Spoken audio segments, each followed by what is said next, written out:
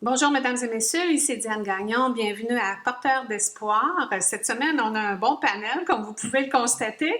Alors, on a le plaisir de recevoir Christian Junot. Bonjour, Christian. Bonjour, Diane. Bienvenue au Québec. Merci de m'accueillir. Oui, ça nous fait plaisir de t'accueillir. On a plein de questions pour toi. Anne-Chantal, son épouse, bonjour. Bonjour, Diane. Ça va bien? Merci. Oui, je vais bien. Merci. Les entrevues, vous êtes à l'aise avec ça ou on vous prend par surprise? Puis... Alors là, c'est une surprise, mais j'ai déjà fait des entrevues. C'est bien, voilà. C'est bien. Et Olivier Malouin-Gagnon, qui est mon fils, qui va poser des questions parce que lui aussi, il est dans le domaine de l'argent. On va dire ça comme ça. Oui, hein? absolument. Les finances. Puis, il fait des émissions aussi sur ce sujet-là. Alors, Christian, pour ceux qui ne te connaîtraient pas encore, peux-tu nous parler un peu de toi? Je sais que tu as déjà été un conseiller en placement financier dans une ancienne vie en Suisse. C'est bien ça. Je suis économiste de formation. J'ai travaillé 23 ans dans la plus grande banque suisse, dont 17 ans comme conseiller en placement financier. Donc, j'avais affaire à ceux qui avaient sensiblement plus d'argent que la moyenne. Ouais. J'ai changé de métier les 2 dernières années et j'ai perdu mon job en 2009 suite à la crise des subprimes. Et ça m'a permis d'être comme le coup de pouce qui m'a permis de faire ce que j'avais vraiment envie de faire, soit accompagner les êtres humains plutôt que s'occuper de leurs finances. Parce que tu n'aimais pas tellement ça, ce travail-là. Tu es allé vers ce travail-là un peu par dépit, je dirais. Alors oui, dans le sens que j'ai choisi le métier de la banque, c'était mon dernier choix en sortant de l'université, mais je ne trouvais pas de travail et je suis allé dans les banques. Mais le métier de conseiller en placement m'a beaucoup plu parce que je me suis rendu compte qu'il y avait une relation assez intime avec les clients et que quand on fait ce métier si longtemps, on apprend à bien connaître les personnes. Et j'étais parfois le financier, mais parfois j'étais aussi celui qui écoutait, qui donnait de l'empathie. Enfin, il y avait un rôle presque de psychologue, j'ai envie de dire, parfois avec certains clients. Et ça me plaisait bien. Parce qu'on a une relation amour-haine avec l'argent. Hein? On en veut tout le temps en plus, en tout cas pour la majorité des gens. Mais en même temps, ceux qui en ont trop, on les regarde de travers et on dit « Ah, ça ne doit pas être normal, il a dû faire quelques passes quelques tours de passe-passe pour arriver à ça. » Et toi, tu as publié 3 livres, mais celui que j'ai ici, c'est « Ce que l'argent dit de vous », qui est un merveilleux petit livre qui se lit comme, je ne sais pas, comme une lettre à la poste, je dirais, parce qu'il vient nous faire réfléchir sur notre relation à l'argent. Comme tu disais, les clients pour qui tu plaçais l'argent, puis peut-être qu'Olivier vit la même chose aussi, il y a plus que de l'argent qu'ils te confient. C'est comme une partie de leur vie. Oui. Comment tu expliques ça? Alors, effectivement, ça va dépendre de l'histoire de chacun, mais parfois cet argent-là, c'est ou le fruit d'un dur labeur, d'un long travail, donc on n'a pas envie qu'on en fasse n'importe quoi, mais parfois c'est aussi de l'argent qui vient déjà d'une ou 2 générations d'avant. Et j'ai vraiment vu des clients qui, au moment où ils héritaient de cet argent-là, c'est comme d'un poids qu'ils héritaient, parce qu'ils avaient tellement peur de faire des gaffes, qui fait que la génération d'après n'allait pas pouvoir en profiter, que ça devenait une pression pour eux qui était vraiment compliquée. Une responsabilité supplémentaire. Voilà, exactement. Au fond, ils n'avaient pas choisi, si tu veux, mais ils ne s'autorisaient pas déjà à l'utiliser parce qu'il fallait absolument le transmettre à la génération d'après. Donc, effectivement, une responsabilité, mais avec une forme de lourdeur avec. Puis justement, tu viens de dire un mot qui m'a accroché dans ton livre, s'autoriser à avoir de l'argent, en faire, en recevoir plus.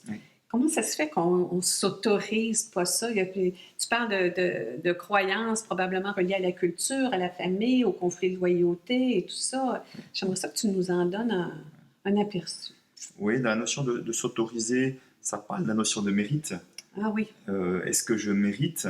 Et en fait, consciemment ou inconsciemment, nous avons tous une plus ou moins grande ouverture au fait que nous méritons le meilleur de la vie ou pas.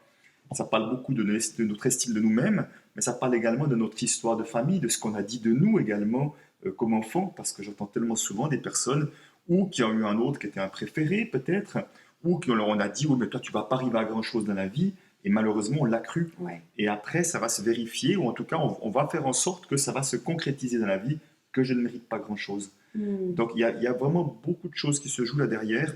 Après, je pense qu'il y a aussi toute une culture judéo-chrétienne qui fait que les choses se méritent aussi par de la souffrance. On parle du fameux chemin de croix. Ce n'est pas la notion d'être dans la joie, la plénitude, l'abondance, ça ne va pas forcément de soi. Donc, il y a quand même des générations derrière qui ont travaillé aussi avec beaucoup pour gagner de l'argent. Et aujourd'hui, nous sommes ces premières générations à penser que nous pouvons gagner de l'argent dans la fluidité et la joie, Et ça, c'est très nouveau, en fait. Oh, oui, c'est nouveau. Je dirais qu'on commence à peine à aborder ça. Tu dis dans ton livre, à un moment donné, que bon, tu vivais, toi aussi, toutes ces relations mixtes ou mélangées Compliqué. avec l'argent, puis que tu avais plein de peurs, puis que Anne-Chantal a été très supportante, ou supportive en anglais, je ne sais pas comment le traduire comme il faut, et puis qu'elle, elle n'a pas... Anne-Chantal, toi, tu n'as pas transféré tes peurs relativement à l'argent à Christian. Comment tu as fait? Alors, je crois que des peurs, j'en avais aussi, mais pas aussi grandes que lui. Donc, j'avais pas besoin d'avoir autant d'économies que lui pour me sentir bien. Et comment j'ai fait? Je sais pas. Déjà, je crois que j'ai pris conscience, une fois qu'il a commencé d'en parler, qu'il avait autant de peurs, parce qu'il ne les exprimait pas vraiment. Ouais. J'ai même appris qu'il y avait des comptes pour les appareils dentaires. J'avais jamais su ça.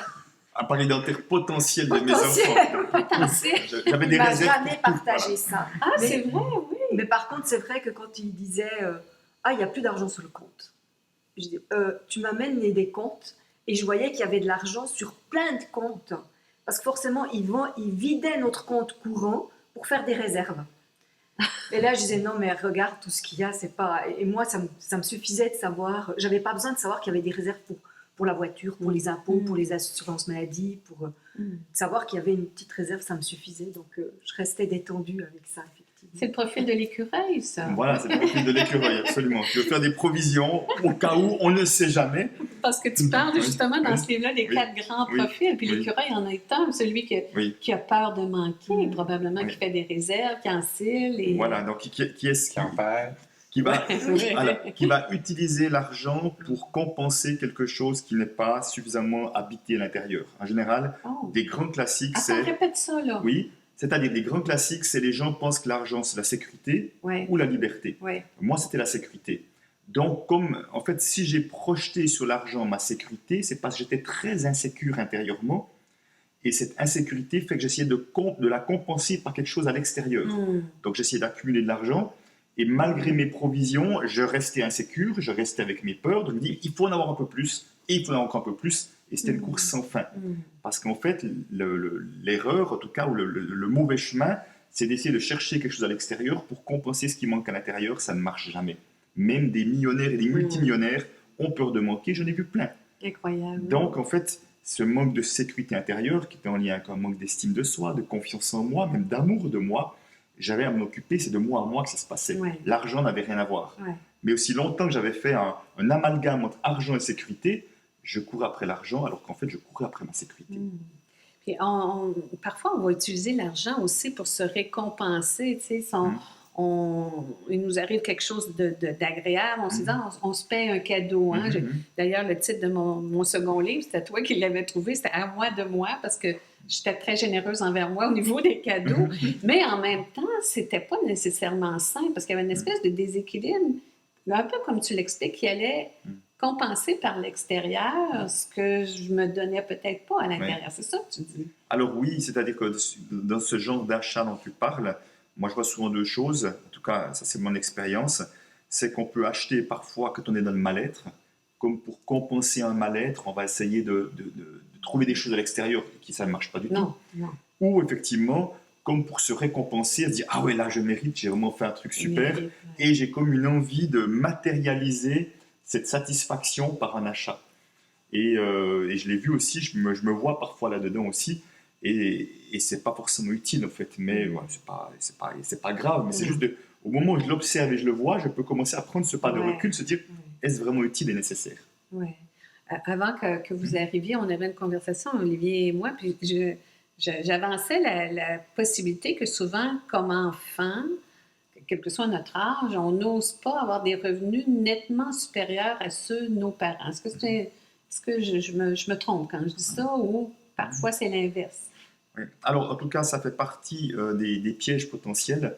C'est ce que j'appelle cette problématique de loyauté familiale. Et je le vois particulièrement dans des familles où ils étaient plutôt modestes financièrement parlant. On va voir effectivement des enfants ne pas s'autoriser à gagner plus, voire un petit peu plus, c'est acceptable, mais pas beaucoup plus. Oui. C'est comme s'il y aurait trop d'éloignement entre eux et moi.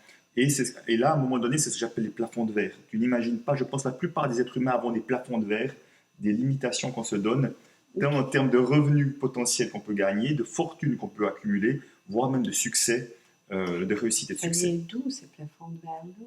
Ben, enfin, ça peut venir de différentes manières, mais encore une fois, je prends un exemple. Si dans ma famille, j'ai toujours entendu dire ah non, non, l'argent, c'est pas pour nous, l'argent, c'est pas pour les autres, et que je l'ai entendu souvent, je vais le croire, et effectivement, je vais me limiter parce que je crois vraiment que c'est pas pour nous.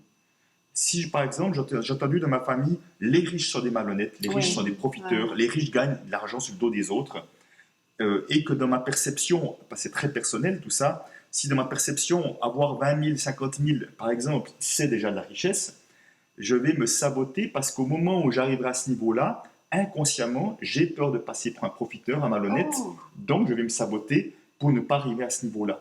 Hmm. Tu vois, donc c'est deux exemples parmi d'autres. Il y en aura encore beaucoup d'autres, mais pour dire que ça se manifeste de plein de manières, mais je le vois vraiment que nous avons ces plafonds de verre.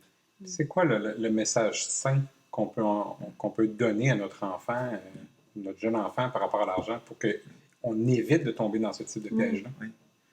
Alors déjà, moi je pense qu'avec les enfants, on a à être transparent, c'est-à-dire parce que les enfants, ils sentent les choses. Ils sentent quand il y a des peurs, des choses comme ça. Donc on peut expliquer ce que c'est un budget, ce que c'est l'argent dans un ménage, comment ça fonctionne, quelles sont les dépenses fixes, quelles sont les dépenses variables, ce qui reste, qu'on peut l'utiliser pour des vacances ou pas, mais parfois on en a, parfois on n'en a pas. C'est important, je dis, d'expliquer sans projeter nos peurs sur eux. Parce que c'est pas eux de C'est porter nos peurs. difficile, il faut en être conscient. Ben, en tout cas, pas en parler dans les moments où j'ai peur, parce que parfois c'est ça qui se passe. C'est bon, les parents ont peur, ils disent ouais, mais tu crois que j'ai de l'argent pour ça, enfin, ce genre de Ouais. réaction, tu vois, qui fait que les enfants, ils vont entendre ça d'une manière un peu difficile. Parce que parfois, ça peut leur dire oui, mais j'aimerais vraiment te payer ça. Mais juste là, c'est pas possible. Parce qu'il y a d'autres situations, il y a une autre réalité qui est celle-ci. Donc, leur montrer c'est quoi une réalité financière. Et puis, je trouve aussi que pour les jeunes, c'est important qu'ils puissent faire leur expérience à travers de l'argent de poche. Parce que l'argent de poche, ils vont apprendre, certains vont dépenser tout de suite, et ils vont apprendre à gérer la frustration qu'ils n'en auront plus jusqu'à un certain moment. Parce que je vois des parents qui sont tellement mal à l'aise, vite, vite, vite, on va leur donner encore un peu plus. Non, ils n'apprennent pas ce que c'est la responsabilité, et les choix que je fais ont une conséquence. Donc je trouve que c'est important qu'ils fassent leur expérience pour vraiment voir ce que c'est. L'argent fait partie de la réalité, une chose parmi tant d'autres en fait. Oui, puis souvent on a des croyances fortes par rapport à l'argent. Puis je trouvais qu'en lisant ton livre, je prenais conscience de mes croyances qui étaient inconscientes jusque-là. Entre autres, mon père a travaillé fort toute sa vie, puis il avait 2 emplois, puis il travaillait 7 jours par semaine, 7 soirs. Qu'est-ce que tu penses que j'ai fait? Ben oui, tu as beaucoup travaillé. J'ai beaucoup travaillé, tu sais. Beaucoup témoins. Oui, puis même Olivier m'avait dit à un moment donné, je ne travaillerai jamais comme toi, là, ça n'a pas de bon sens. Puis je voyais même, c'est juste récemment que j'ai vu que je travaillais 7 jours comme mon père. Puis à partir du moment où je ralentis, bien là, je me dis, mon Dieu, est-ce qu'il va y avoir de l'argent encore? Est-ce que ça va rentrer encore? Parce que cette croyance-là est tellement forte et inconsciente. À l'âge que j'ai, je viens juste de m'en rendre compte. T'imagines ce que j'aurais sauvé comme temps? Oui. Tu aurais dû publier ça il y a 20 ans. Mais il y en a qui ne se rendent jamais compte, hein, Oui, ils vont faire ça jusqu'au bout. Mais si tu veux, c'est là où j'appelle les loyautés familiales, c'est-à-dire que parce qu'on a un exemple et par loyauté, on va faire la même chose. Ouais. Et c'est pour ça que je travaille beaucoup dans mes ateliers, la notion de s'autoriser déloyal. Le déloyauté, ce n'est pas un manque d'amour, un manque de respect, c'est ouvrir une nouvelle voie. Ouais. Plutôt qu'être sur des rails de la même voie, qu'on fonctionne au copier-coller, j'ouvre une nouvelle voie. Et je vais m'autoriser effectivement à gagner de l'argent en travaillant moins, en ayant un peu plus de légèreté dans ma vie. Et ce que j'ai trouvé le plus important dans ton livre, en tout cas ce qui m'a rejoint le plus, c'est la notion de mériter l'argent, tu sais, donc travailler pour avoir de l'argent versus la notion d'avoir du plaisir et faire de l'argent. J'aimerais ça que tu élabores un peu là-dessus parce que je pense que ça peut changer beaucoup notre interprétation justement à la fois du travail puis de notre relation à l'argent. Oui, mais là aussi, on en revient, je crois, plus sur une question sociétale d'un modèle qui était existant pendant longtemps, qui est la croyance pour certains. On associe déjà travail et argent. Et déjà dans le mot travail, dans l'étymologie du mot travail, vous connaissez, il y a déjà quelque chose de trépalium, instrument de contorsion, de torture. Donc il y a déjà dans l'étymologie du mot travail quelque chose qui va être forcément dur et pénible. Et si on veut, un des grands pièges, et je les rencontre beaucoup, c'est les personnes qui vont faire des métiers dans du plaisir, thérapeutes, coachs, artistes et d'autres. et qui disent j'ai tellement de plaisir dans ce que je fais que je peux difficilement demander de l'argent en contrepartie. Exactement. Parce que c'est comme s'il y avait une croyance qu'il y a ceux qui souffrent et eux méritent de l'argent en compensation de la souffrance, alors que moi j'ai du plaisir, c'est tellement énorme d'avoir du plaisir dans notre activité professionnelle, j'ai à peine utilisé mon travail pour moi aujourd'hui, tu vois, c'est tellement énorme que ça devenait presque indécent, voire obscène si en plus je gagnais beaucoup d'argent, alors que ceux qui souffrent, eux, ils méritent de l'argent. Donc tu vois, il y a quelque chose de binaire dans ce modèle-là. Et bien sûr que moi, mon idée, c'est de mettre du et, comment je peux avoir du plaisir et gagner de l'argent sans me limiter. Ouais. Parce que plus nous serons nombreux à avoir du plaisir à faire ce que nous faisons, mieux notre société se portera, ça j'en suis sûr. Oui. Parce que j'ai entendu souvent, entre autres, tu vois, moi j'ai écrit sur Facebook depuis 2011 des textes inspirants, en tout cas j'espère. Puis quand j'ai publié mon premier livre, ça faisait peut-être 4 ans, il y a des gens qui m'ont dit « Ah, c'est épouvantable, vous avez un don, vous allez le vendre, vous vendez votre âme au diable, vous ne devriez pas facturer. » Puis j'avais la même discussion avec Grégory Moutombo l'année dernière les gens lui disaient « Non, mais c'est quoi, tu factures, tu demandes un prix d'entrée pour tes ateliers alors que c'est un don, tu devrais faire ça gratuitement. » Puis je me disais « Moi, ça se fait que les gens pensent ça, ça vient d'où cette croyance-là? » Alors il y a différentes choses, mais ce qui est peut-être la première question, j'ai envie de voir, moi j'aime bien interpeller les personnes en disant, mais celui qui a un don pour travailler le bois, hein, qui va faire des meubles, est-ce que lui devrait faire ça gratuitement, toutes ses heures, parce qu'il a un don? Donc déjà, tu vois, c'est comme si il y a dans certains domaines, c'était pas normal, C'est ça. et d'autres domaines, on n'en parle même pas. Ouais. Mais de ce que j'ai pu voir, Sidney Crosby, il ne charge rien pour chaque saison de hockey qu'il joue. Ouais. C'est le meilleur Non, joueur de hockey. je pense qu'il est bien rémunéré. Il y a du plaisir. Ça devrait être suffisant. Mais c'est ça, dans le domaine de la spiritualité, du Ouais. développement personnel et tout ça, c'est comme mal vu Ouais. tu sais, Alors- de facturer ou en tout cas de demander des frais pour les activités. Alors moi je me demande s'il n'y a pas quelque chose aussi de l'ordre de, quand on parle de spiritualité, avant c'était quand même beaucoup au niveau de l'Église. Oui, Et puis, on peut voir aussi dans certains contrées, il y a des maîtres et autres qui ne font pas payer, mais simplement la communauté fait en sorte qu'ils aient un toit, Ouais. qu'ils aient à manger, ouais. et qu'il y a eu quand même cette notion de Le vœu de pauvreté voilà, aussi. se donner sans compter Ouais. à un certain moment, et qui font qu'aujourd'hui, on croit que ça devrait encore être comme ça. Et particulièrement dans le monde de la spiritualité. C'est comme si à cet endroit-là, il y a ce que j'appelle une sorte de dictature du gratuit aujourd'hui. Ouais. Alors qu'il n'y a jamais Oui, eu oui. autant de gratuits sur Internet, enfin sur aucune autre manière, qu'il n'y a jamais eu autant de gratuits. Il y a des gens qui voudraient que tout ça soit gratuit. Mais ça, c'est plus une sorte de rejet de l'argent, une sorte de rejet du système et de la société qui fait qu'il y a des personnes qui sont vraiment là-dedans. Est-ce que je fais un amalgame si je dis que les gens qui pensent qu'on ne devrait pas facturer ou faire de l'argent dans le domaine de la spiritualité, eux-mêmes n'en feront pas? Alors oui, en général, c'est ceux qui disent ça, ils ne gagnent pas beaucoup d'argent, Ouais. absolument. Ouais. Donc, mais encore une fois, je pense plus que ça vient d'un rejet de société et du modèle économique. Et une conférence que j'animais hier soir, on a parlé de ça. Et je disais, en fait, il y a une sorte de confusion parce qu'il y a, comme s'il y a deux mondes qui étaient séparés. Il y a le monde spirituel, on parle d'énergie fine, hein, et puis il y a le monde matérialiste. Et c'est comme si ces deux mondes se confrontaient. Alors qu'il me semble, selon ma perception aujourd'hui, que nous sommes des êtres spirituels qui venons nous incarner dans la matière. On vient se frotter à cette matière-là avec Tout à fait. tout l'inconfort que ça peut avoir aussi, et qu'en fait, c'est en associant les deux que nous sommes dans notre pleine puissance. Aussi longtemps qu'on reste séparés, ça ne va pas fonctionner. Et justement, pour une partie des personnes, c'est comme si là, c'était bien, et puis là, c'est mal, ces horribles matérialistes. Ouais. Et puis, on va rester là-haut, mais quelque part, on n'est pas... Souvent, ces personnes ont de la peine à concrétiser des projets Oui. pleinement, à les vivre Ouais. pleinement, parce qu'on reste dans quelque chose qui... Moi, je n'ai pas de jugement à la contre, simplement, mais comment est-ce qu'on peut rejoindre les deux? Et là, je pense qu'on fait des choses formidables, des projets concrets, avec éthique, avec du sens et avec des valeurs. Mais sans faire de psychologie 101 ou de psychologie pour les nuls, mais dans le cas de ta cliente qui te dit que tu ne devrais pas charger pour ton don, ça ne vient pas un peu de justement cette crainte où est-ce que les riches sont frauduleux et donc cette spiritualité auquel j'adhère, si tu lui donnes un montant d'argent, c'est un peu comme si J'enlève la valeur. tu enlèves la valeur à cette aide spirituelle que tu offres parce que tu génères donc un revenu, donc tu rentres dans la catégorie des riches qui ne peuvent pas être sains. Ouais. C'est possible? Alors, En tout cas, il y a de fortes chances que les gens qui disent ça, ils ont une perception très négative de ceux qui font de l'argent. C'est Mais très probable. l'argent, ça peut être spirituel, c'est une forme d'énergie. Oui, en tout cas, ça fonctionne comme une énergie.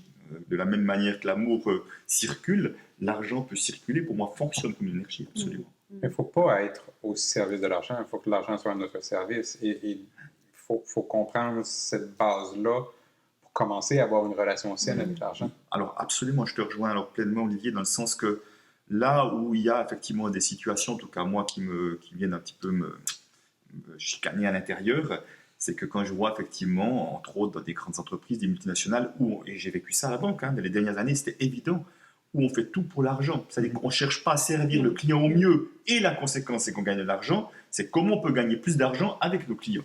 Et dès le moment où l'argent est le but en soi, là, on a des problèmes d'éthique. Ouais. Alors qu'on peut faire une activité avec le cœur, avec des valeurs, avec vraiment mettre du sens, et si j'ai du succès, la conséquence, c'est que je gagnerai peut-être plus d'argent que je l'utilise, et que je vais avoir encore un certain montant d'argent, mais ça sera une conséquence. Et ça s'applique même dans notre vie privée, parce que quand on est dans une période où on est serré financièrement, on fait des choix plus alimentaires. Nos décisions sont basées sur souvent la peur de manquer davantage, je ne sais pas si on peut dire ça comme ça. Puis, on n'écoute pas cette petite voix-là en dedans, tu sais, qui dit, comme on dit au Québec, as-tu du fun là ou t'en as pas?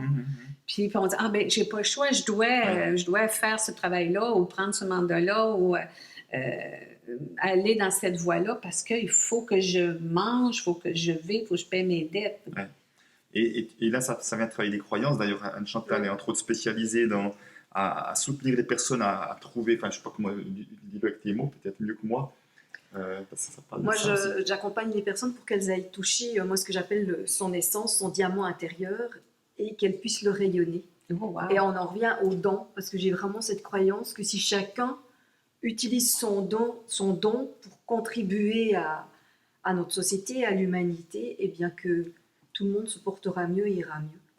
Et là, c'est vrai que il y a les peurs du manque, il y a tout ça qui revient, qui peut faire obstacle à aller toucher cet endroit-là. Et toute l'éducation, tous les messages qu'on a reçus, toute notre culture, après, je trouve qu'il y a des familles où l'argent... en tout cas, moi, je viens d'une famille où les riches... C'était pas si bien vu.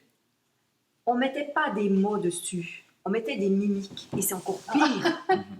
C'est encore pire parce que comme un quelque jugement. part, en tant qu'enfant, on peut imaginer plein de choses. Et du coup, on projette de la malhonnêteté. Mais enfin, chez nous, on disait C'est louche. c'est louche. C'est voilà, des choses comme ça.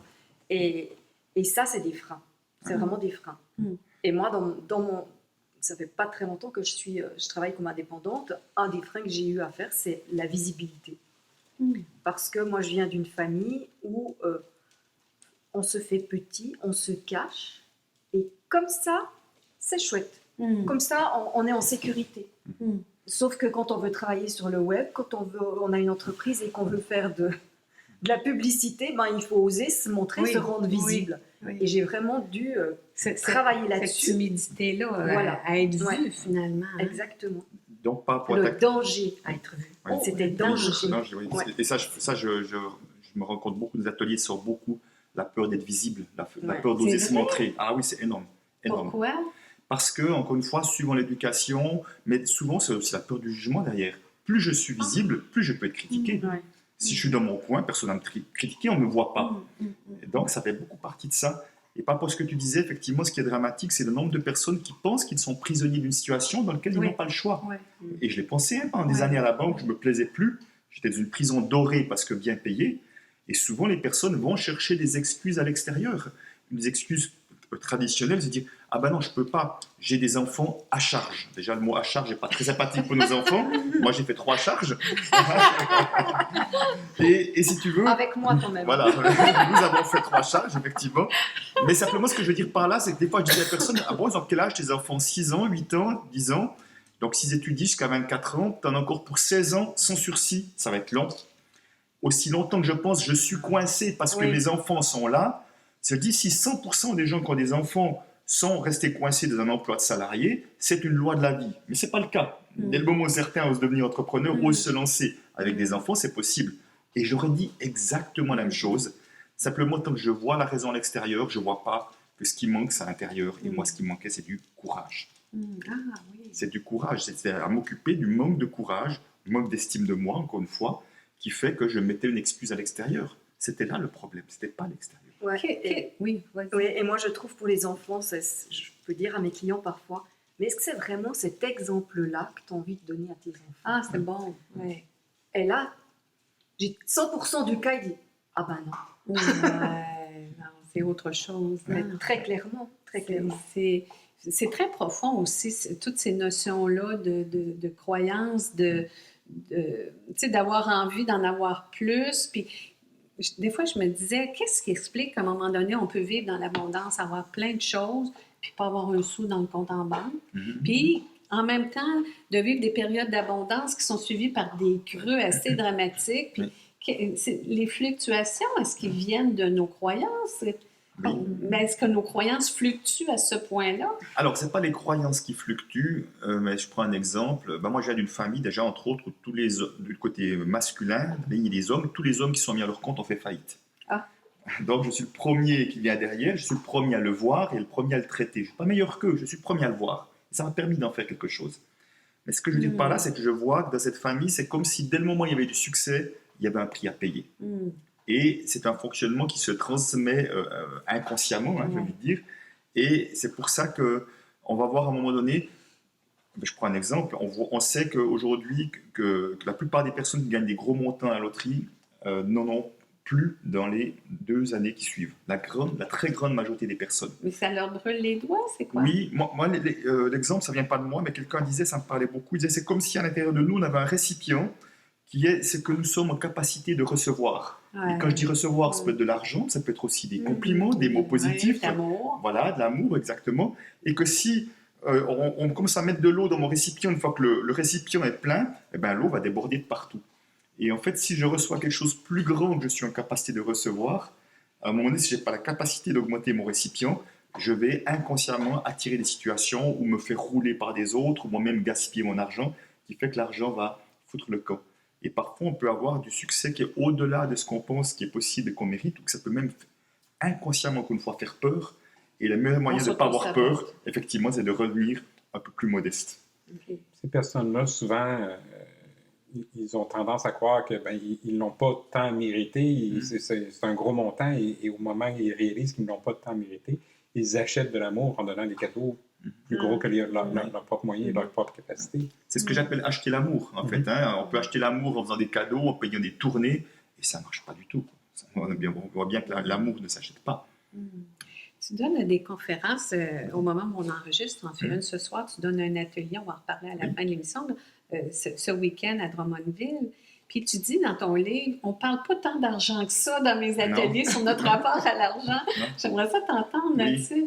Si tu veux, moi j'utilise la porte d'entrée de la relation à l'argent parce que ce que je trouve fascinant à travers ce thème, et mon mentor, celui qui m'a enseigné le fruit de ses recherches, Peter Koenig, disait, tu verras, quand tu viens travailler sa relation à l'argent, on travaille les couches les plus profondes de l'être humain. Oh. On parle des peurs existentielles. Tu ne te rends pas compte du nombre de fois qu'on va parler de peurs de la mort qui viennent être rencontrées. On parle de ses aspirations les plus profondes également. Donc moi j'utilise cette porte d'entrée pour apprendre à se découvrir. Je ne sais pas si c'est le bon mot parce qu'on parle de découvrir, on est à découvert avec l'argent. On vient se découvrir aussi. Et en fait, qu'est-ce qui se passe c'est que moi souvent je dis, mais au fond le travail que je fais, c'est un travail de créer plus de paix à l'intérieur et plus d'amour de soi. Et quand je suis plus en paix intérieure avec moins de conflits intérieurs, entre autres avec l'argent, tu vois, j'en veux pas, qu'on peut diminuer ces conflits et les aplanir, et qu'on est plus dans l'amour de soi, automatiquement on est prêt à plus recevoir, on est prêt à plus donner également, et ça circule beaucoup mieux. Je trouve ça très... je trouve que la vie a le sens de l'humour, parce que moi, je parle d'estime de soi depuis tellement longtemps, puis dans le fond, jamais j'aurais pensé que j'aurais fait le lien estime de soi avec toi au niveau de l'argent. Oui, parce que je me disais, pour moi, la croyance, c'était, je travaille fort, je vais faire de l'argent, comme on disait tout à l'heure, mais de là à dire, OK, si je m'aime plus, je vais accepter de recevoir plus, je vais m'ouvrir davantage. Fait que ça donne encore plus ça relaie davantage l'importance de nettoyer ces zones d'ombre, puis de faire du ménage dans sa vie pour accueillir ça. Oui. Avez-vous eu à faire ça, vous deux, de nettoyer ces zones-là? Alors, on continue de le faire. On continue de le faire. C'est vrai? Oui, parce que moi, ce que je vois, c'est que dans le quotidien, dans la vie de tous les jours, il y a des situations qui amènent justement ces baisses de régime. Par exemple, tout d'un coup, le téléphone ne sonne plus pour la clientèle, quand je parle du travail, parce que pour moi, maintenant, ce qui est assez révélateur, c'est le travail. Oui. Et là, c'est vrai que nous, on a un réflexe de se dire, OK, et une croyance, que c'est parce que c'est un manque d'alignement chez nous qui fait que on rayonne plus suffisamment pour être attrayant. Et du coup, on s'accompagne mutuellement et on va chercher, tiens, qu'est-ce qui est en train de se passer là? Quelle est la croyance qui m'a rattrapée, qui fait que je ne suis pas tout à fait alignée et qu'il y a quelque chose qui se passe, moi je dis qui fripe, qui grésille. Puis vous êtes capable de le trouver en vous arrêtant et en disant, OK, qu'est-ce qui se passe en ce moment? C'est quoi votre cheminement pour arriver à identifier, je sais pas, le téléphone ne sonne plus ou on ne remplit plus nos salles ou... Comment vous arrivez à trouver ça? Moi, la première question que je me pose souvent en général, c'est juste dire, Christian, dans quelle énergie, dans quel état es-tu en ce moment? Ah, c'est bon. Si tu veux, parce que tu vois, je prends un exemple. Il y a des moments, je vais me faire des to-do list, tu vois, comme ça, et je suis dans le il faut, je dois, et tu vois, avec du stress, si j'arrive pas au bout, il y aura ça. Enfin, tu vois, ce genre de pensée qui fait qu'automatiquement, je suis une énergie qui est tirée vers le bas, et l'extérieur va me le renvoyer. Wow. Alors qu'à d'autres moments, je pourrais aussi avoir ça à faire, mais je suis plus dans le sens de à quoi ça va contribuer, pourquoi je le fais, et je prends le temps de m'arrêter. Je suis dans une autre énergie du tout, en faisant les mêmes choses, en fait. Et c'est vraiment là où je vois que, à mon avis, nous émettons tous des vibrations à tout moment, et que ces vibrations-là, elles vont attirer des vibrations qui sont du même ordre, en quelque sorte. Donc souvent, c'est la première question que je me pose, dans quel état vibratoire es-tu? Bon. Ça me parle beaucoup. Je suis sûre que ça va parler aux gens qui nous écoutent parce que on le sait, on sait quand on est dans le manque, là, puis quand on dit « la fin du mois arrive, là, comment je vais faire? OK, je vais faire ça, il faut que je fasse ça. » Puis comme tu dis, moi, je suis la spécialiste des to-do list. Puis j'en ai des fois recto verso.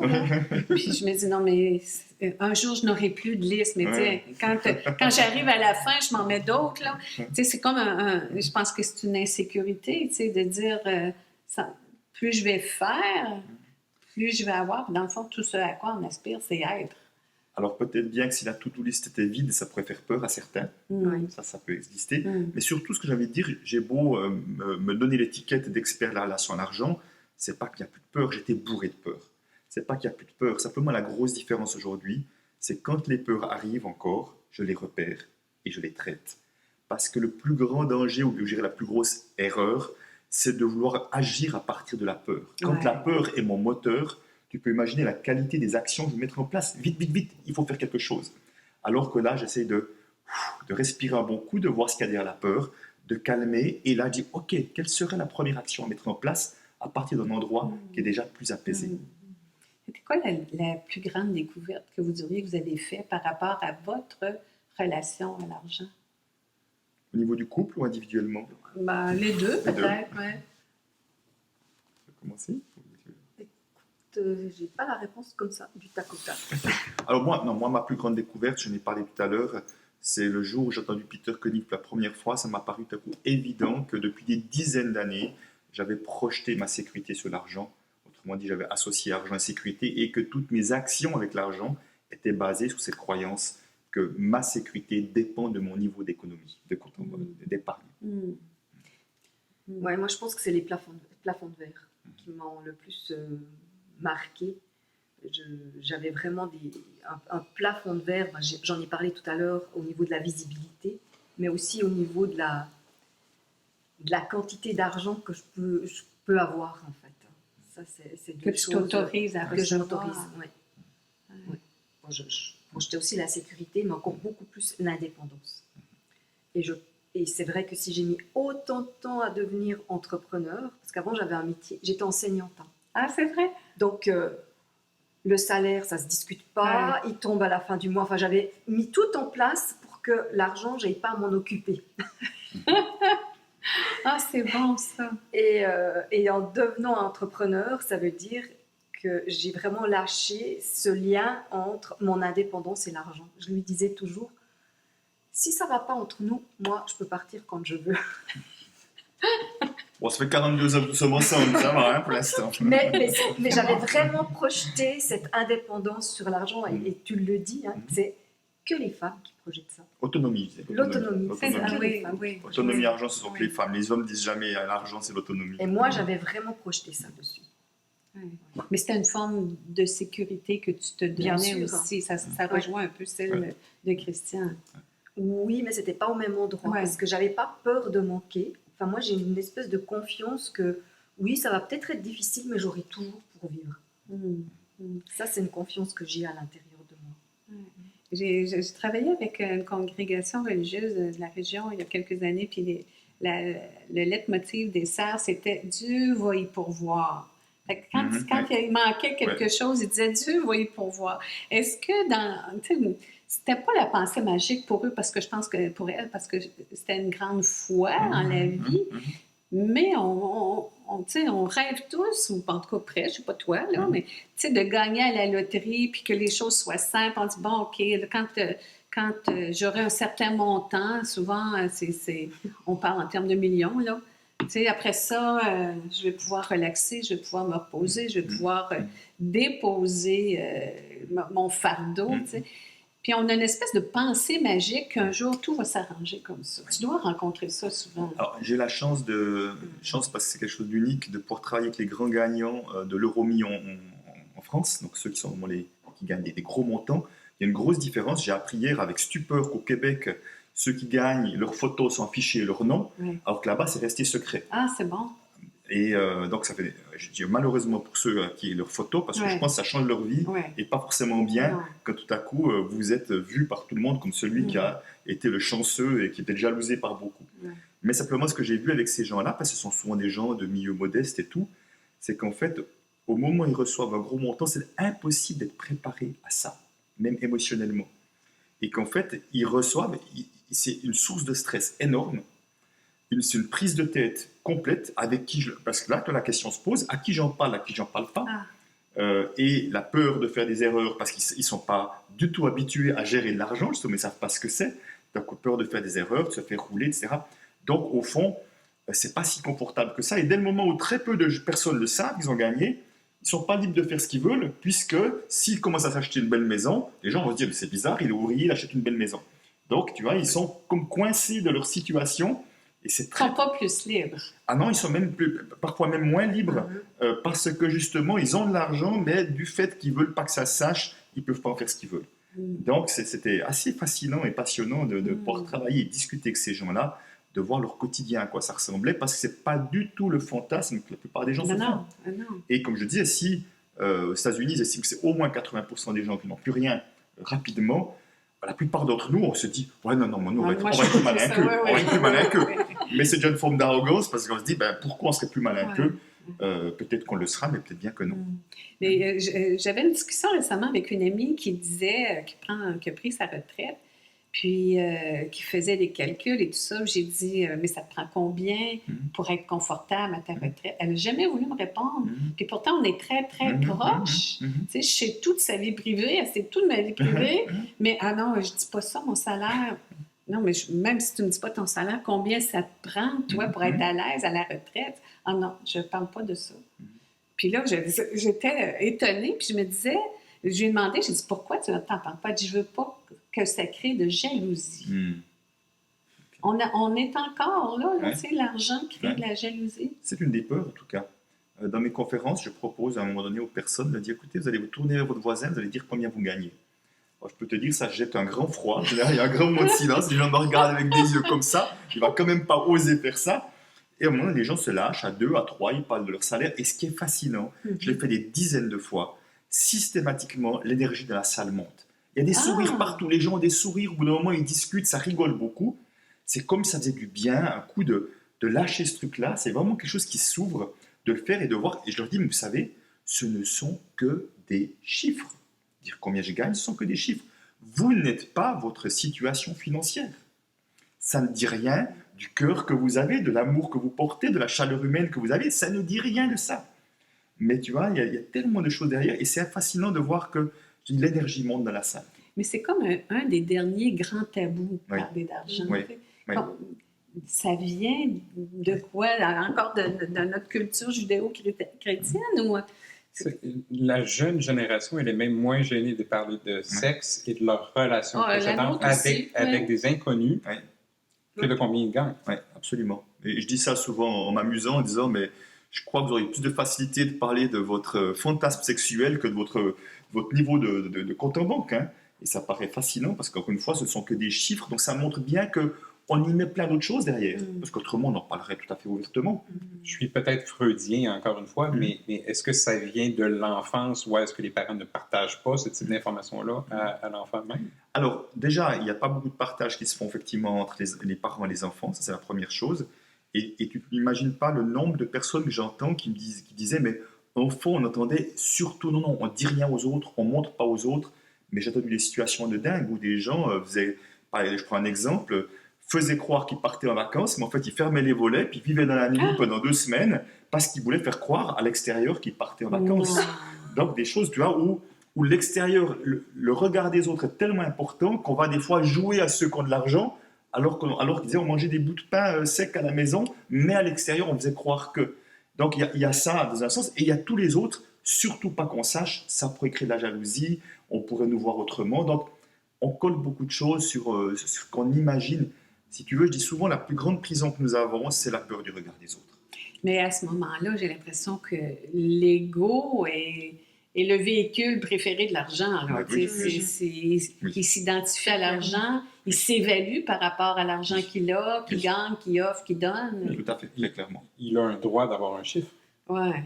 Il compare tout le temps. Absolument. Puis pourtant, comme on disait tantôt, l'argent pourrait aussi faire partie de notre spiritualité, parce qu'on, comme tout est uni, normalement, on devrait faire corps avec ça, puis dire, c'est pas parce qu'on en a beaucoup qu'il faut la dilapider, mais servir une mission, c'est... Écoute, aujourd'hui, ce que je n'arrête pas de dire, je dis, mais regardez, l'argent est un formidable bulletin de vote. Bien plus puissant que le bulletin de vote, vous mettez 1-2 fois par année dans une urne. Parce que chaque fois que je dépense de l'argent, la manière dont je le dépense va donner une couleur à la société que nous construisons. Si j'achète des produits biologiques, c'est pas la même chose. J'achète des produits qui utilisent beaucoup de pesticides, par exemple. Si j'achète dans des entreprises locales, c'est pas la même chose dans des grandes multinationales qui produisent à l'autre bout du monde. Si à un moment donné, j'achète des entreprises qui ont des valeurs proches des miennes, chaque fois, j'encourage à ce qu'ils continuent. Je leur donne comme de l'énergie avec mon argent, dire je vous encourage à continuer. Donc, effectivement, si nous nous autorisons à gagner de l'argent, nous allons pouvoir le faire circuler d'une manière qui a du sens. Nous allons pouvoir contribuer à des projets qui ont du sens également. Il y a plein de manières aujourd'hui, à travers le financement participatif, crowdfunding et autres, où on peut participer à des choses qu'on trouve qui sont belles et qui ont du sens. Ouais. Et je trouve que l'argent est un formidable moyen d'accélérer cette transformation de la société. En fait, c'est d'en faire notre allié plutôt que quelque chose qu'on regarde de loin.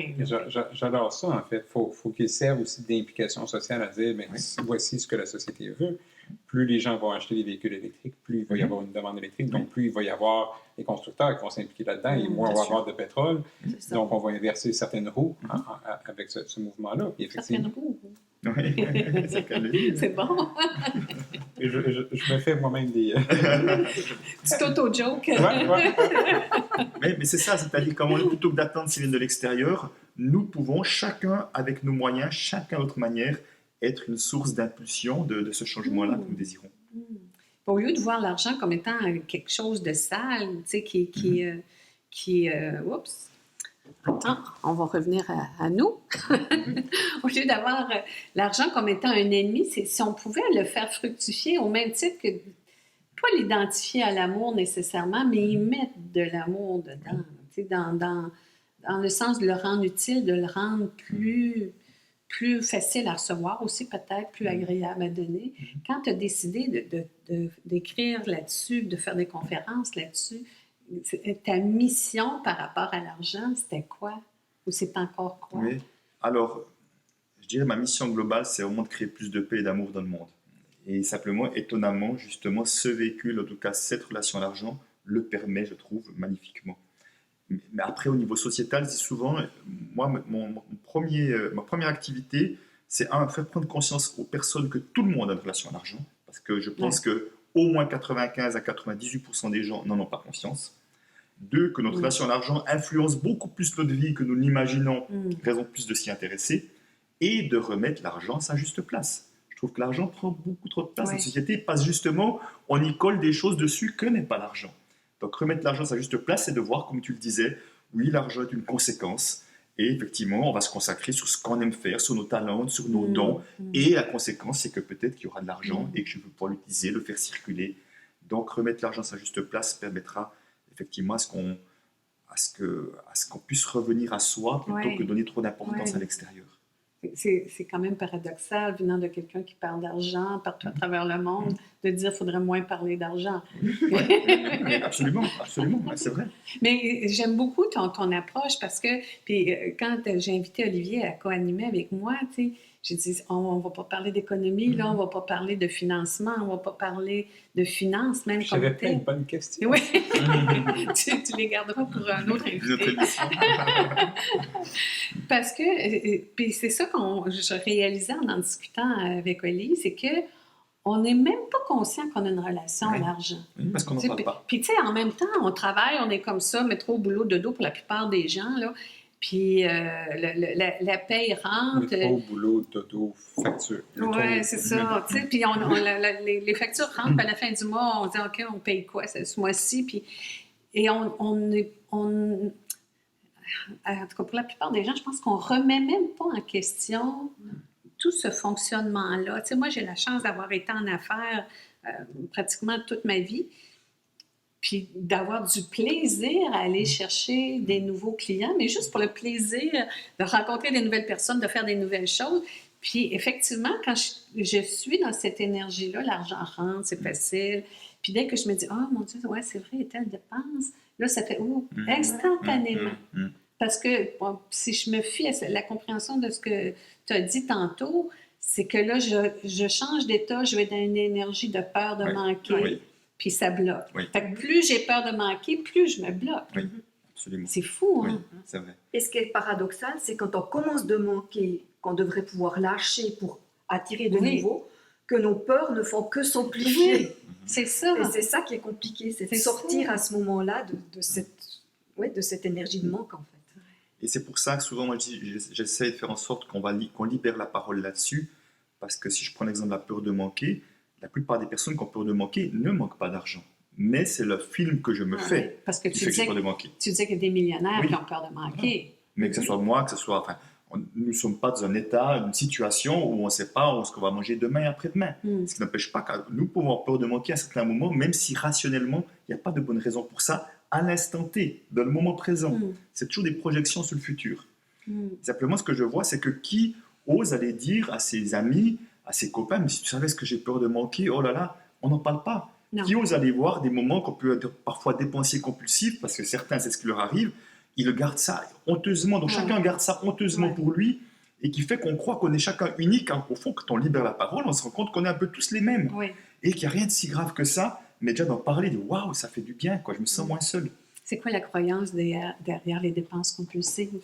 Alors, en tout cas, une partie des personnes ont j'appelle des projections négatives sur l'argent. C'est-à-dire que si je pense que l'argent c'est sale, si je pense que l'argent c'est dangereux, que l'argent est une source de conflit, que l'argent est une source de stress, à un moment donné, si j'ai de l'argent, j'ai une perception négative sur l'argent, autant s'en débarrasser. Ah, intéressant. Donc, autant ceux qui veulent accumuler parce que j'ai une projection positive sur l'argent, si on veut, et que sécurité, liberté, indépendance, autonomie, il y a ceux qui ont des perceptions négatives sur l'argent. Alors, ou bien ils vont garder l'argent à distance, ou bien dès qu'ils en ont, ils vont vite s'en débarrasser. Parce que j'ai une perception inconsciente négative sur l'argent. Dans le début au début de tes ateliers, tu demandes aux gens c'est quoi leurs attentes là, quand ils participent. Puis tu dis, les gens vont dire je veux pouvoir dépenser mon argent avec plaisir plutôt qu'épargner avec angoisse. M'endetter pour financer un projet privé ou professionnel, mais en restant serein. Changer de métier sans que l'argent soit un frein. Et ça, on voit ça souvent. La fichue sécurité d'emploi, désolé pour ceux que ça va heurter, là. Mais je vois des gens dans des jobs qu'ils détestent, qui les rendent malheureux, qui les rendent même malades, mais qui se disent, c'est pas grave, j'ai un bon fonds de pension, puis je compte les dodos avant ma retraite. Ouais. Ouais. Ça, c'est la peur de manquer, ça aussi.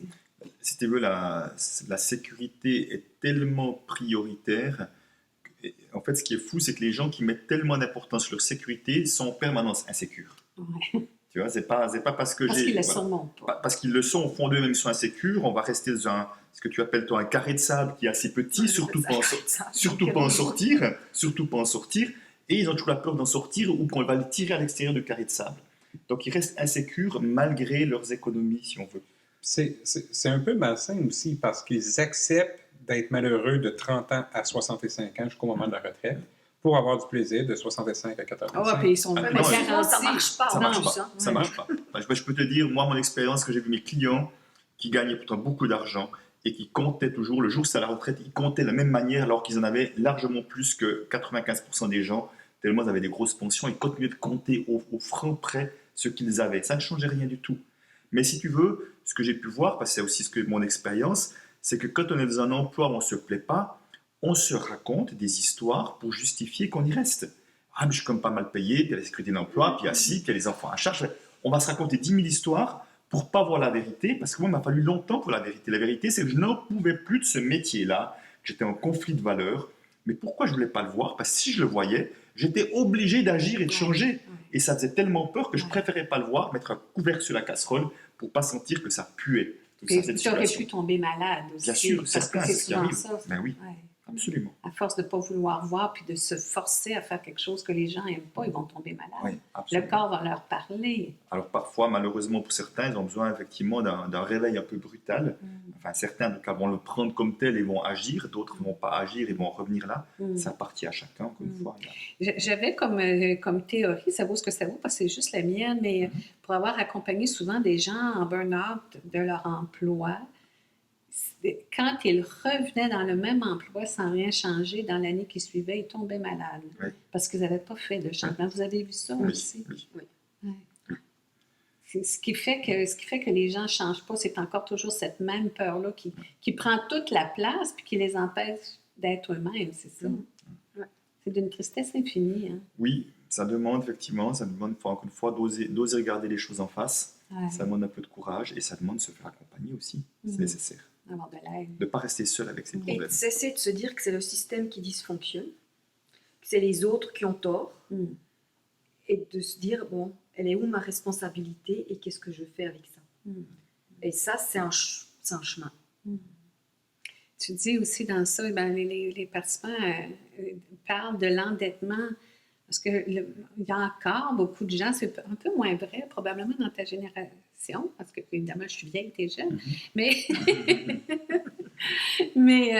il y a des gens qui ne peuvent pas supporter d'avoir des dettes, alors que souvent, pour réaliser, comme tu le mentionnes ici, c'est un projet qui te tient à cœur, je ne sais pas, moi, tu veux partir un centre de santé, bien, bonne chance, tu veux le payer cash, parce que si tu pars d'un emploi standard, peut-être que tu n'auras pas ce qu'il faut.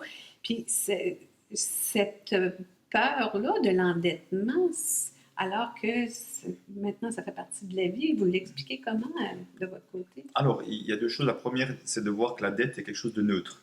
C'est-à-dire qu'on peut en faire quelque chose de formidable au service d'eux, ou on peut être surendetté pour compenser son mal-être ou je ne sais pas quoi. Donc, c'est déjà de voir ça. Comme l'argent, on peut en faire quelque chose de positif, ou on peut en faire n'importe quoi, de la même manière. Donc, ce que je vois effectivement derrière la notion de cette peur de s'endetter, c'est la peur d'être redevable derrière. Être redevable, pour certains, c'est insupportable parce que, je prends un exemple, ils ont peut-être eu des parents qui, chaque fois que leurs parents leur faisaient quelque chose, c'est comme s'ils leur sentaient un poids, qu'ils allaient devoir faire quelque chose en retour pour compenser. Tu vois, ou alors que dans la famille, effectivement, il y a peut-être des gens qui ont mis de la pression. Je prends un exemple, quelqu'un peut donner du soutien à quelqu'un, qu'il soit financier ou pas, et faire comprendre avec tout ce que j'ai fait pour toi, tu vois, et que ça va être insupportable. Donc souvent, derrière cette notion-là, inconsciemment, je vais leur faire travailler, d'aller voir si l'idée d'être redevable, qu'est-ce que ça leur fait. Et en général, c'est insupportable pour ces gens-là. Ce qui fait qu'il y a des gens qui disent jamais de dette, jamais. Ou alors qui auront entendu dans leur famille, les dettes c'est mal, les dettes c'est pas bien, et effectivement qui vont croire ça aussi. Et pourtant, il y a des dettes qui sont saines. Bien sûr. Au niveau fiscal, on peut en parler, mais il y a des dettes qui sont vraiment saines, comme s'acheter une maison. Mhm. C'est une dette qui est saine. Il y a une valeur en arrière de ça. Il y a un toit, il y a une sécurité supplémentaire qui va là. Se bâtir une compagnie, ça va Ouais. amener quelque chose autant au niveau de la société, du local, que peut-être une croissance financière qui va aller avec ça. Bien sûr. Mais il y a des dettes qui sont des achats compulsifs qu'on a mis sur une carte de crédit qui est à 20 qui finalement augmente la facture nettement. Si on a eu un 15 de rabais sur l'item, mais qu'on met un 20 d'intérêt sur la carte, on a un peu perdu au change. Mais c'est ça, c'est des calculs que, tu sais, on dirait qu'on se met des œillères comme ça, puis on dit je veux pas le voir, je veux pas le voir, je veux ça, tu sais.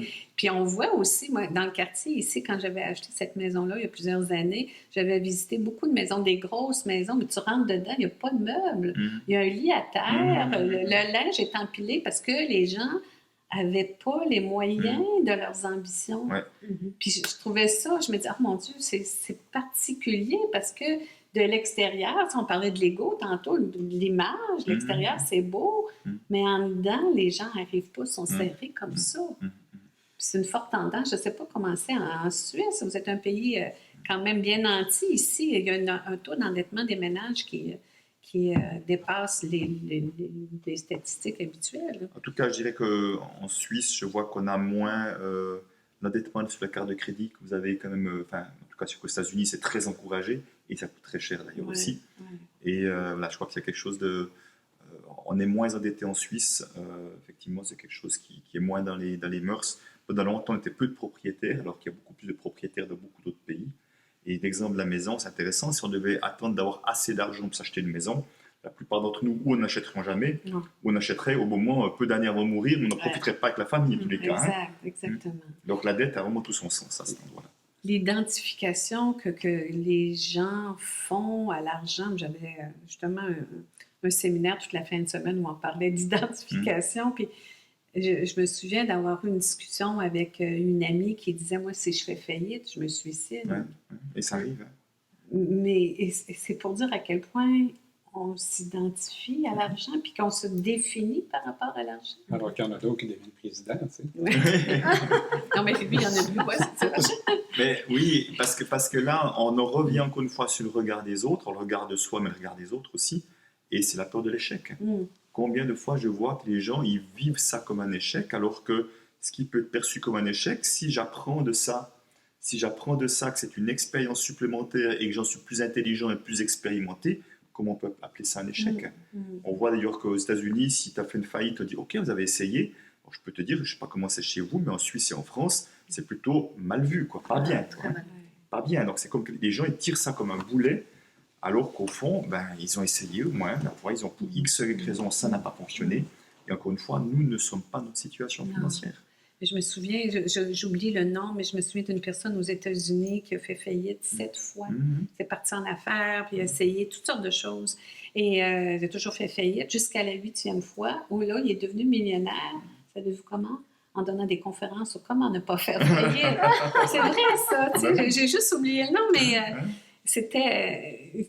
à un moment donné, on se désidentifie de ça, puis on dit, OK, comment je peux changer mon état, ma croyance par rapport à ça? Et ça veut dire qu'il y en a au moins fait quelque chose, parce qu'aussi longtemps qu'on fait faillite, c'est la faute de la conjoncture, c'est la faute des autres, je n'apprends rien. En effet.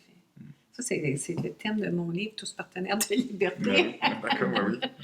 Les gens disent aussi s'autoriser à gagner plus d'argent, on l'a vu tantôt, cesser de regarder l'état de ses comptes chaque jour, cesser d'en vouloir toujours plus. Bon, peut-être sur l'état des comptes, ce qui est intéressant, c'est de voir le nombre de personnes qui sont dans des situations financières difficiles et qui ne vont jamais voir leur compte. Tellement ils ont peur de voir la réalité financière qu'ils ne veulent pas voir. Donc en fait, avec ça, ils augmentent les risques de se mettre dans des situations encore plus compliquées. À l'inverse, je vois des personnes qui ne manquent pas d'argent, qui vont voir tous les jours, tous les 2 fois par jour, l'état de leur compte. Il y avait d'ailleurs un des grands gagnants, l'euro-million, était là-dedans tous les jours à voir son compte pour voir si l'argent était toujours là, quoi. Ah, pas pour voir si ça fluctue. Non, c'était pour se rassurer, quoi. Pour se rassurer. Wow! Donc tu vois le stress qu'il y a derrière, quoi. C'est fou, quoi. C'est fou. Comment on fait à un moment donné pour justement se débarrasser de nos fausses croyances puis dire, est-ce qu'on peut dire un jour j'en ai juste suffisamment d'argent, ou on continue à dire l'argent circule librement dans ma vie, ou C'est quoi le niveau de bonheur ou de bien-être, je devrais plutôt dire, relié à notre relation à l'argent, on le trouve où? Mais pour moi, c'est en lien avec une forme de détachement. Le détachement, c'est pas je m'en fous de l'argent, mais c'est pas je suis accroché à l'argent, tu vois, c'est de pouvoir être dans la gratitude quand il y en a, et vraiment pour être dans le merci, mais pas seulement à l'argent, de tout ce qu'on a dans la vie, mais sans y être accroché et sans le négliger non plus. Et je pense que c'est vraiment dans cet état-là, et moi j'associe beaucoup la notion de confiance en la vie. Ouais. Pour moi, c'est vraiment quand on développe cette confiance en la vie, cette croyance que la vie nous veut du bien, même si c'est pas toujours confortable, que quoi qu'il arrive, on trouvera toujours du soutien d'une manière ou d'une autre, qui fait qu'on trouvera des solutions, que ce soit en nous ou à l'extérieur, et qu'on peut à partir de là, cet état intérieur de plus de tranquillité intérieure, on peut se concentrer sur le moment présent et arrêter de tout vouloir prévoir à l'avenir, parce que l'avenir, par définition, on ne le connaît pas. Et souvent, quand on veut trop prévoir, trop planifier, ça part encore souvent d'un endroit de peur. Je ne dis pas que c'est pas bien de le faire, mais de quel endroit ça part quand on le fait? Est-ce qu'il y a une relation entre argent et bonheur? En tout cas, quand on dit que l'argent ne fait pas le bonheur, je dirais, je peux confirmer oui, puisqu'encore une fois, j'ai vu suffisamment de personnes qui avaient beaucoup d'argent et qui ne sont pas heureux. Donc, s'il suffisait d'avoir de l'argent pour être heureux, ça se saurait. La bonne nouvelle, c'est qu'on peut aussi avoir de l'argent et être heureux, c'est aussi possible. Par contre, je crois vraiment que le bonheur, c'est avant tout un état intérieur. Et on en revient sur la notion de pouvoir être dans la gratitude de ce que j'ai, quel que soit à tout niveau, hein, que ce soit la qualité des relations entre mère et fils, ou dans le cadre d'un couple, sa capacité à s'émerveiller de la beauté des choses dans la vie. Toutes ces choses-là n'ont pas de prix, le fait d'être en santé, et qu'on peut être heureux déjà pour ces choses-là, indépendamment de ce qu'on a sur son compte. La première question que j'avais mis à te poser, puis en tout cas, j'y arrive maintenant. Tu sais, l'abondance, c'est pas juste dans le montant d'argent dont non, on bien sûr que dispose non. ou dans les biens matériels.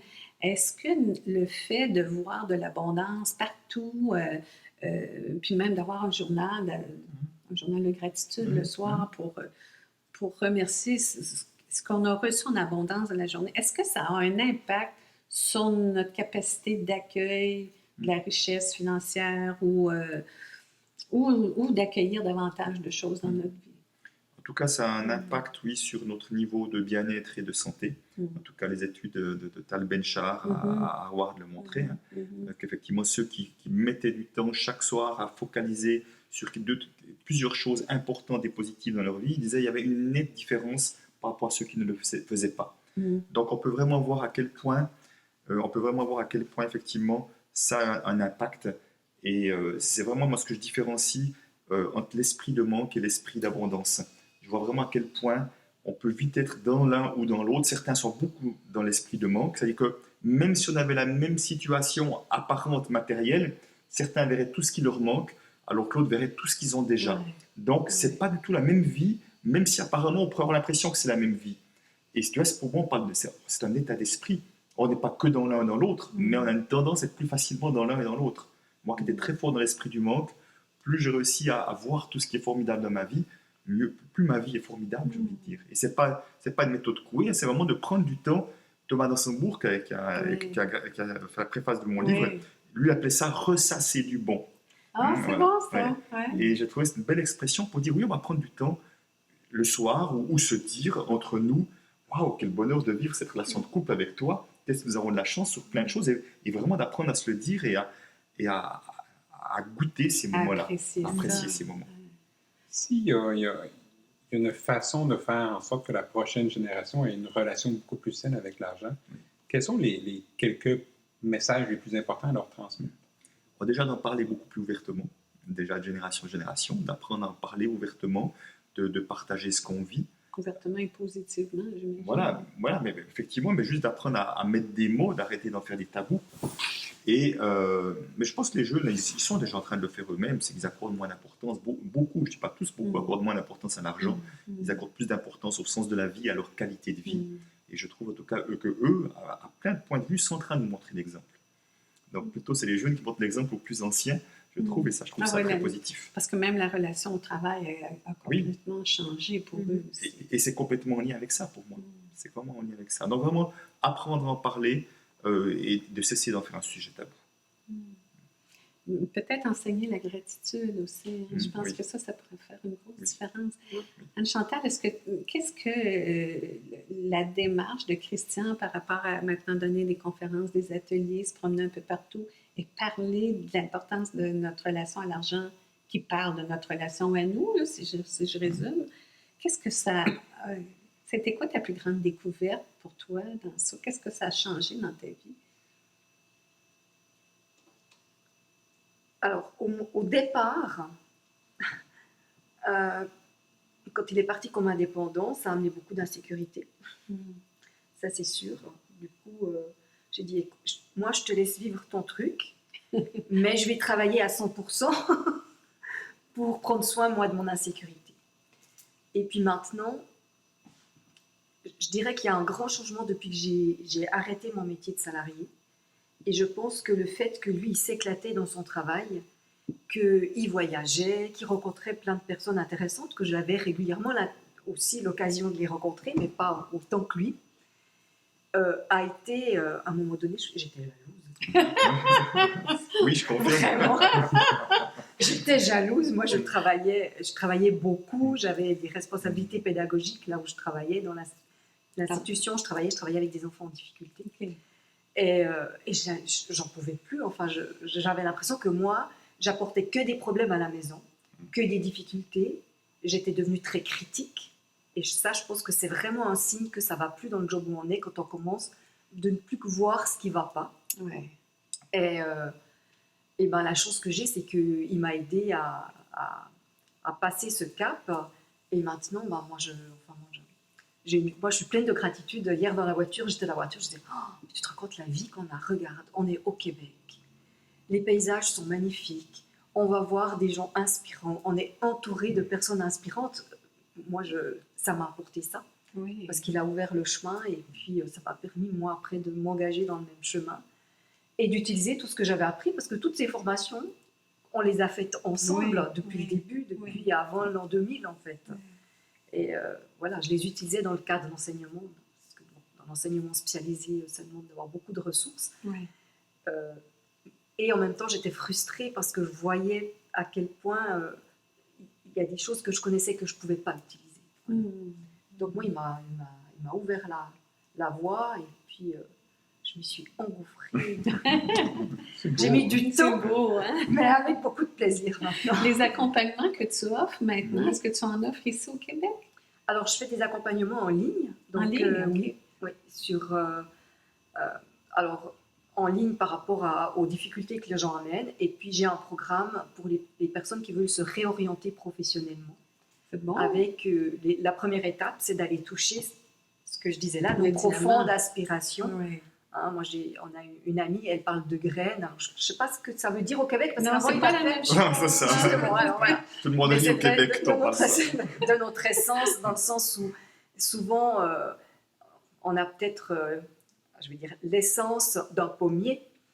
Et par notre éducation, parce qu'on avait besoin d'amour, de reconnaissance, eh bien, on essaye d'être un bon figuier et de donner de bonnes figues. Ouais. Et on s'épuise, ça amène au burn-out, ça amène à beaucoup de déceptions. Mais c'est extraordinaire comment vos missions se complètent bien. Hein? Oui. C'est beau parce que vous êtes complémentaires, puis en même temps dans vos champs respectifs, mais avec une unicité dans le milieu qui est vraiment extraordinaire. Christian, tu vas donner un atelier ce week-end, les 2 et 3 novembre, à Drummondville. C'est ça, oui. Les informations pour ça sont sur ton site. Alors, sur mon site, tout à fait, on peut les trouver. Okay. Alors, avec la vidéo, on vous mettra le lien. Et si on veut te contacter, Anne-Chantal, on peut faire ça comment? Via mon site aussi, www.latitudedevie. Pas d'accent. En un mot, avec des traits. Non, avec trait d'union, latitude, trait d'union de, trait d'union vie.com. D'accord, on l'ajoutera aussi sur la vidéo. Un mot de la fin? Non? Poulet. OK. Qu'est-ce que ça change pour toi, cette entrevue-là? As-tu une vision différente? En fait, je suis formateur pour les nouveaux conseillers en sécurité financière, en placement et en assurance. Et c'est intéressant parce qu'il y a quand même un certain langage que j'essaie déjà de donner pour enlever les barrières aux jeunes travailleurs autonomes. Et en fait, c'est jeune d'expérience, pas nécessairement jeune d'âge. Et là, j'ai déjà un peu plus de matériel et de travail sur la relation saine avec l'argent à travailler avec eux Wow. autres. On va peut-être changer ta pratique. Merci d'avoir été là, Olivier. Non, merci à vous. Merci. Merci infiniment, Christian et Anne-Chantal. C'était un bonheur de vous recevoir puis d'aller plus loin encore dans cette compréhension-là. Puis il est temps qu'on en parle. Alors, merci de mettre cette mission-là au service de l'humanité. Merci de me donner la possibilité d'en parler, Diane. Merci Ouais. beaucoup pour ce que tu fais. Merci beaucoup. Merci à tout le monde. On se retrouve bientôt. Je vous embrasse. Puis allez profiter de l'argent.